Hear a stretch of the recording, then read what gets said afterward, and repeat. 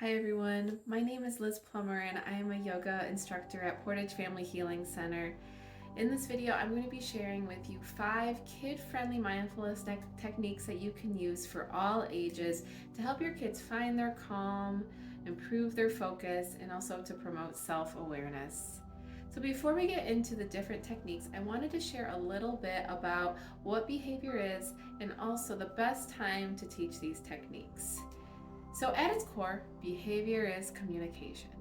When your child is acting out, having a tantrum, being needy or clingy, they are trying to tell you something in the only way that they know how at that moment. Children's brains are not fully developed yet in the same way as an adult, and so they don't have the same verbal or emotional capacity to express their frustrations, needs, or emotions the same way that an adult might. So by using these mindfulness techniques with your child, they can start to fill their toolbox and learn new ways to cope and express themselves. So it's like practicing any other skill, math or reading or writing. The more they practice it, the easier it will get for them. So start by introducing these practices at a time when your child is calm. Treat each exercise like a fun, simple game, and this will help associate the exercise with a positive experience and will be also easier for them to learn and assimilate the information. So at a time when they are starting to feel stressed, they'll be able to recall that information easier than if they're just learning it for the first time while they're upset. So with that also, every child is different. So some of these techniques may be more or less effective depending on the child. So just use and adapt what works best for you and your family. So with that, we will get into our first technique. So this first technique you might remember from when you were a child. It's the game of I Spy. So this game is great for helping your child become more observant of their surroundings and being in the present moment. So with this game, if you haven't played it before, basically you look around and you say something like, I spy something green. And there could be the trees, it could be the grass, it could be a car driving by. I spy something big, and that could be a telephone pole outside. So you can just pick different ways of describing objects or things in your environment and take turns playing the person that says I spy this thing, and then the other person has to try to find something that is big or blue or those kinds of things. And so this is a great game for, again, mindfulness, but also with turn taking and social interaction, having a positive fun experience with your child that helps to build that bond with them. And it's also great to do anywhere. You can do this on a car ride. You can do this while you're going for a walk. So just a really simple exercise to do with your child. The next level to this exercise is one where you're using all 5 of your senses. So this one, you could almost turn it into a scavenger hunt in a way. So you could find 5 things that you see, find 4 things that you can hear, find 3 things that you can touch, find 2 things that you can smell, and maybe 1 thing that you can taste. So you could go outside and try to find all of those different items. And again, this is helping to refocus your child's attention. It's really great for grounding. So when your child is starting to feel like they're getting upset and getting stressed out, just checking in. What do I see? What do I hear? What do I smell? What could I taste? And just taking in that sensory information can be really beneficial, in especially those moments where you're just needing to find some grounding. This next exercise you can practice at home prior to trying the next breathing exercises in this video. So this exercise will help your child become more aware of their breath and to teach them about how to breathe deeply. So we all know that breath is so important to our well-being. It can help activate our parasympathetic nervous system, which helps lower that stress response, promoting relaxation. So learning how to use breath to activate that is just such a beneficial thing and a skill that your child will take with them for the rest of their life. So for this one, you would ask your child to lay on their backs, and they can place a hand on their belly and a hand on their chest. And so just starting by having them feel their breath. Ask them what is moving. Is their belly moving? Is their chest moving? And see if they can imagine their belly blowing up like a balloon when they inhale. So expanding, maybe expanding even the sides or even the back. So just having them picture their belly like a balloon on their inhale. And then another thing you can do is to take like a tissue, place it over their nose and their mouth, and as they breathe out, see if they can just gently have that tissue hover up. Just gently blow it up and watch it move. So the goal is not to blow the tissue off of their face. The goal is to just gently let it hover above them. And then that is also giving them a visual of a long exhale. Maybe seeing how long can I exhale and keep this tissue hovering above my face? Or what kinds of different exhales do different things with the tissue? It just gives them a nice visual to see their breath in a way, since we can't see our breath, right? But we can feel it, and we can see it if we use a tissue. So just giving those visuals to help them become a little more aware of like where their breath comes from and what their body feels like when they're breathing deeply.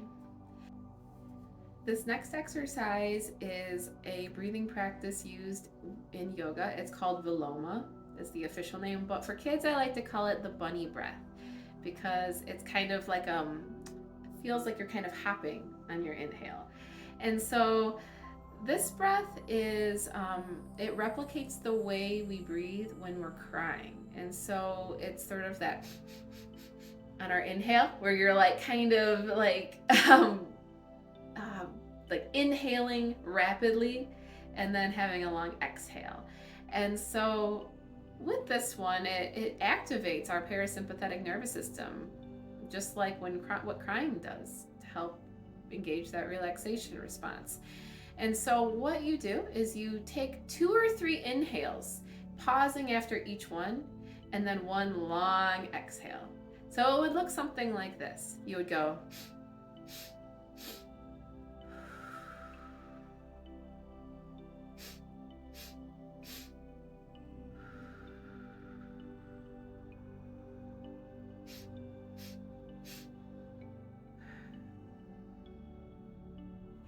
So you could talk about bunnies hopping, frogs jumping, or allow your child to get creative of other animals or things that hop to represent that inhale. And then even maybe talking about the exhale. What does the exhale feel like? Is it like going down a big slide? I'm just using imagery that is fun and engaging for a child. So this is a great one to use. It's one you can do anywhere, anytime, and something they can take with them out, if you're at the grocery store or something. So that is the first breathing practice. And then the second one I'm going to get into in the next segment. All right, so the next breathing practice is called 5-finger breathing. Another great one to use anytime, anywhere. You can use it at school. You could keep your hand under the desk and do it. And it's another visual for breathing.